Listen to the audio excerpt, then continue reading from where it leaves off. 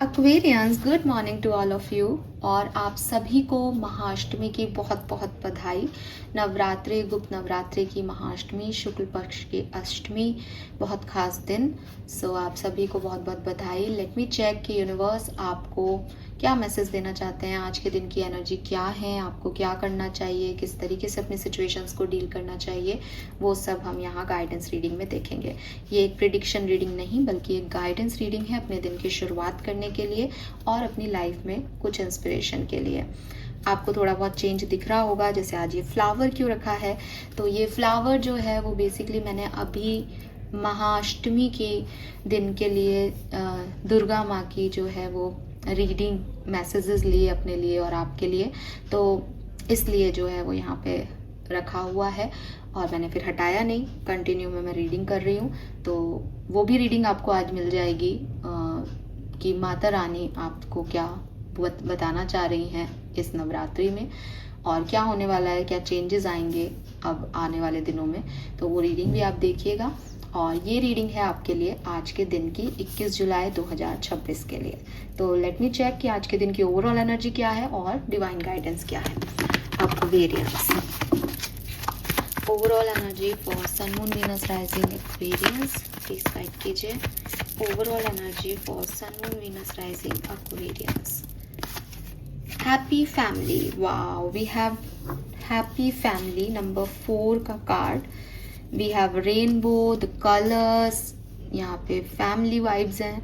तो बहुत ही प्यारी एनर्जी, बहुत ही सुंदर एनर्जी और कार्ड भी अपने आप ही जो है वो आगे प्रोट्रूड हो गया था। सो मुझे लगता है कि काफ़ी पॉजिटिव जो है वो सिचुएशन रहने वाली है आपके लिए।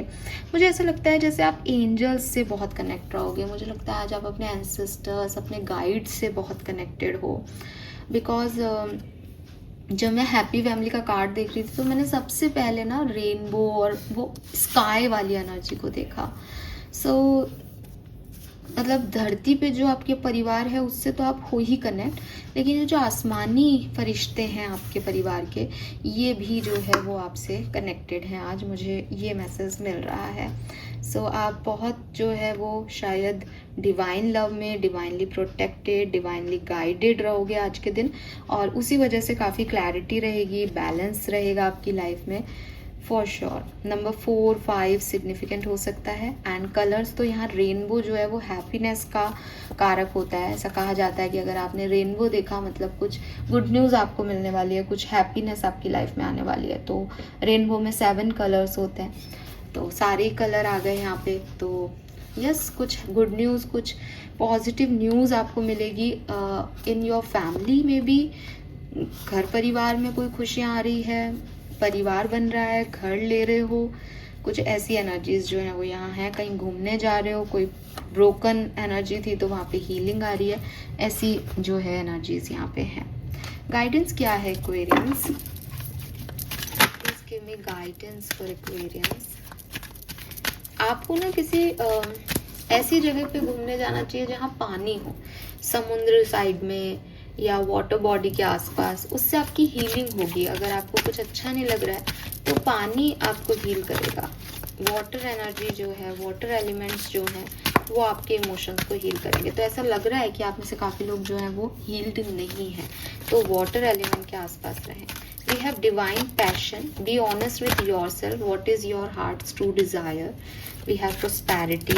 Universe is pouring its abundance out to you. Be open to receive. And we have receptivity. And bottom में देखिए guardian. I told you ना, you and your loved ones are safe and spiritually protected. मैंने आपको क्या कहा? आपका connection आपके guardian angel से डेवलप हो रहा है। सो मैं ये कार्ड भी लूंगी। गोल्डन येलो शेड भी सिग्निफिकेंट है। बाकी रेनबो एनर्जी में सारे कलर हैं। सो फॉर श्योर आप कुछ भी ले सकते हो। 7 कलर्स में रेड, ठीक है, ग्रीन, ब्लू, पर्पल, यस। सो देखिए यहाँ पे कितना प्यारे, oh my God, so lovely बहुत ही सुंदर जो है वो यहाँ पे कार्ड्स आए हैं। और 3 कार्ड जो हैं वो आपको डिवाइन एनर्जी से जुड़ने का गाइडेंस दे रहे हैं। सबसे पहले डिवाइन पैशन, कि ये फ़र्क नहीं पड़ता कि दुनिया आपके बारे में क्या सोचती है, फ़र्क इससे पड़ना चाहिए कि भगवान, ईश्वर, वो शक्ति जिसने आपको बनाया, जो आपको देख रहा है, ठीक है, जो क्रिएटर है इस ब्रह्मांड का, वो क्या देख रहा है आपके अंदर। सो अपना कनेक्शन आसपास के लोगों से बनाने की जगह उससे बना लो।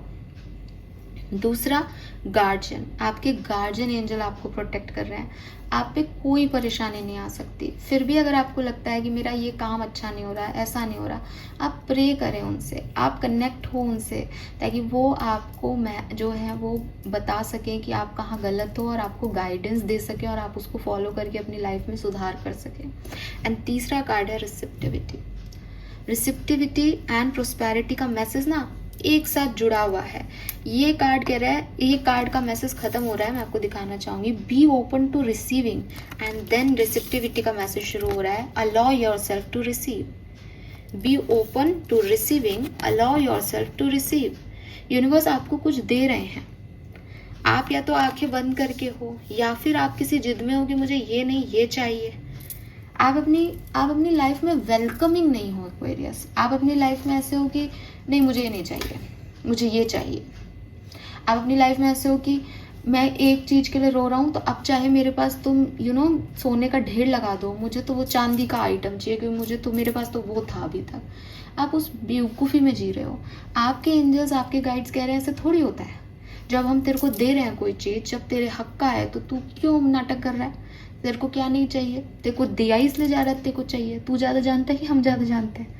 तो आप ना थोड़ा सा इधर उधर देखो, क्या अपॉर्चुनिटीज़ आपकी तरफ आ रही हैं, क्या कॉल्स आ रहे हैं, क्या बातचीत आ रही है आपकी तरफ, किस तरह के कन्वर्सेशंस आप कर रहे हो।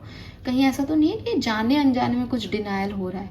कहीं ऐसा तो नहीं है कि जो है पॉजिटिविटी गेट नॉक कर रही है और आप गेट ही नहीं खोल रहे बिकॉज आप किसी नेगेटिव सिचुएशन के बारे में सोच रहे हो?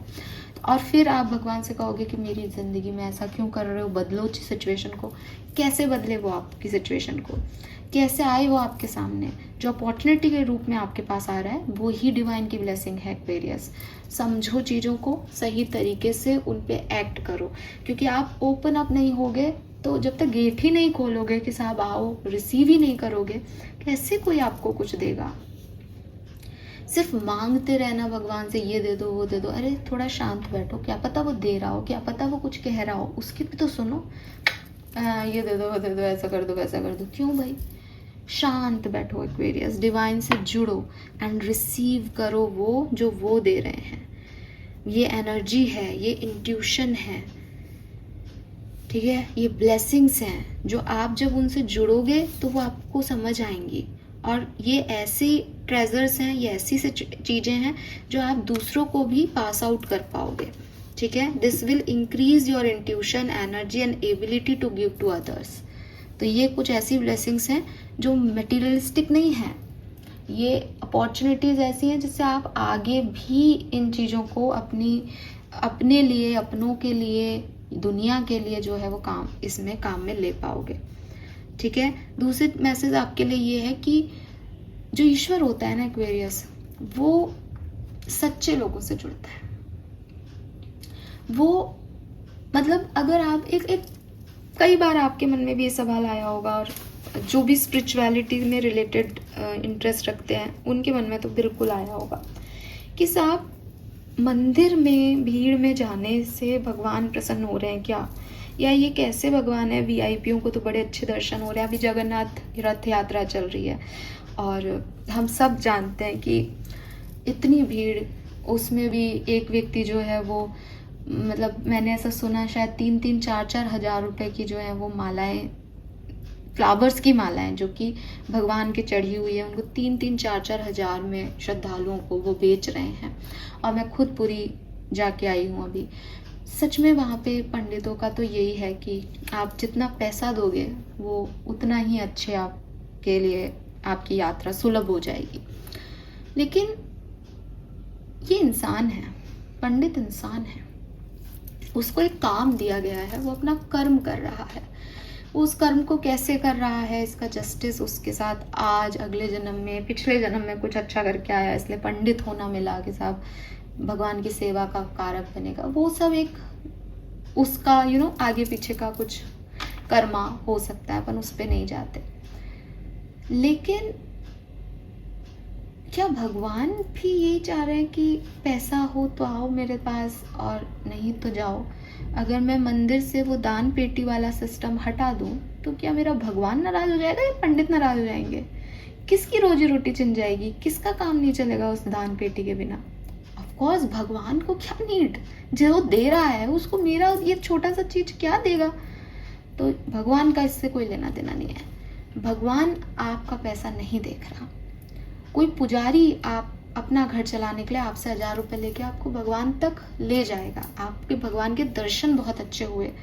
भगवान के दर्शन और भगवान का मिलना दोनों डिफरेंट सिचुएशन है एक्वेरियस, है ना?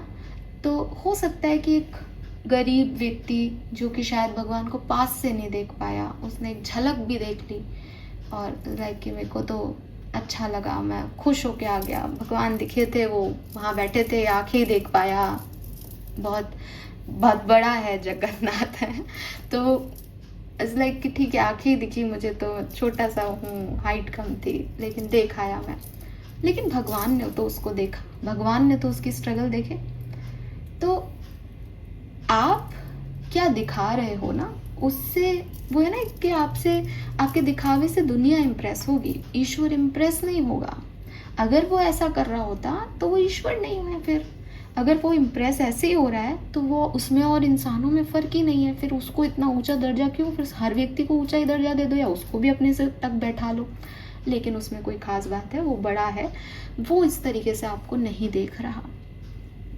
और जब पूरी दुनिया आपको ऐसे देख रही है कि साहब एक राजा तो वहाँ जगन्नाथ जी के पास में खड़ा है, ये बेचारा गरीब यहाँ पे खड़ा है, इसको कभी पुलिस वाले हटा रहे हैं, कभी कुछ।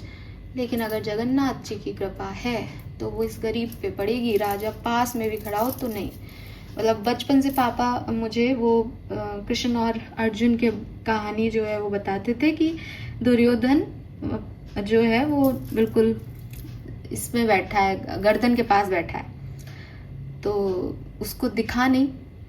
जब कान्हा ने आँख खोली तो दुर्योधन ने दिखा उनको, लेकिन अर्जुन दिखा। तो उन्होंने कहा अर्जुन बताओ क्या चाहिए? क्यों दिखा अर्जुन? सबसे पहले पैरों में बैठा था।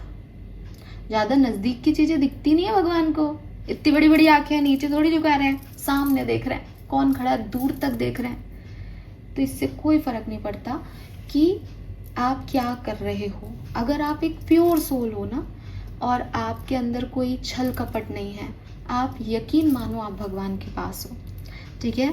और वो आपको यही गाइडेंस यहाँ पे दे रहे हैं। ये जो बात है मैंने बोली, ये इसीलिए आ रहा है कि आप ना डिवाइन से कनेक्ट हो। और आप डिवाइन से कनेक्ट ऐसे नहीं होगे कि आप घंटों पूजा करो, माला जपो, पाठ करो, नहीं। आप अपनी ऑथेंटिसिटी में आ जाओ, आप अपने इनोसेंट सोल लेवल पे आ जाओ कि भगवान जी आपने मुझे भेजा ना यहाँ पे, आपने आपका क्रिएशन हूँ ना मैं, ये मैं हूँ, अब क्या करूँ? लेकिन जहाँ आपने अपने आप को बनावटी किया, मैं ना ऐसा करता हूँ, आप बस ये कर देना, तो भाई तू ही कर ले फिर, उनका साथ तेरे को चाहिए कहाँ? तो आप ना अपने ऑथेंटिक सेल्फ में आ जाओ एक्वेरियस, और रिसीव करना शुरू करो जो वो दे। मतलब आप एक बार के लिए सोचो कि मुझे तो कुछ नहीं आता, मैं तो अनपढ़, मेरा परमपिता तू ना। जैसे हम पैदा हुए कि आप उठाओ तो माँ उठा लो, नहीं तो पड़ा हूं मैं यहाँ, रो लूंगा, सुबह जाऊंगा, जब तक भूख लगेगी तो बता दूंगा भूख लग रही है। कुछ कर नहीं सकता, उठ के चल नहीं सकता, हेल्पलेस हूँ। ऐसे ही परमपिता के सामने आ जाओ कि आपका क्रिएटर हूँ, बताओ क्या करना है। आप जो कराओगे आप ही करा रहे हो, अच्छा बुरा सही गलत, ना तो मैं प्रश्न उठाऊंगा कि मैंने ये सही किया या नहीं, क्योंकि आपने कराया है। ना मैं खुश होऊंगा कुछ मिलने पे, आपने दिया है, आपका है, आप खुश हो। ना मैं रोऊंगा कि ये नहीं मिला, मुझे चाहिए नहीं, तुमने किया, तुमको नहीं मिला, ठीक है तुम देख लो। ये वाली एनर्जी में आ जाओगे तो आप भगवान को पा लोगे एक्वेरियस। और भगवान को पाने के बाद ये प्रोटेक्शन, ये प्रोस्पेरिटी, ये हैप्पीनेस, ये सब आपकी है। दुनिया की कोई ताकत इसे आपसे नहीं छीन सकती, ठीक है? Okay, one more card for Aquarians. बहुत सारा भूल जाती हूँ मैं, कई बार मुझे ऐसा लगता है कि मैंने ये सब क्यों बताया आपको, पर वो अपने आप भूल जाता है फ्लो में। We have make it your mission to accept all part of you the good and what you perceive to be your imperfection. Don't look for any outside way. अरे यार, it is already within you. Once you realize your true beauty, you will never doubt yourself again. अब क्या है कि भगवान को पाने के लिए तो ये ज़रूरी है कि मैं अपने ऑथेंटिक सेल्फ में रहूं, लेकिन अपने आप को पाना भी बहुत ज़रूरी है। क्यों? क्योंकि हम एक ऐसी दुनिया में रहते हैं जहां हम एक जगह बैठते हैं और हम देखते हैं कि यार वो 2 लोग मेरे लिए अच्छा नहीं सोचते। उनको लगता है मैं दुनिया का सबसे ख़राब इंसान हूँ, उनको लगता है मैंने अच्छा नहीं किया। ये जो व्यक्ति है ये मेरा दोस्त है, लेकिन ये कोई दोस्ती नहीं निभाता मुझसे। बहुत सारे नेगेटिव स्टिमुलेशन में चारों तरफ से हम आ जाते हैं। कभी हमारे मम्मी पापा कह देते हैं कि अरे तू ये नहीं कर रहा, पड़ोसी का बेटा ये कर रहा है। कभी हमारे भाई बहन कह देते हैं कि तुझसे अच्छा तो भाई नहीं होता, बहन ही नहीं होती।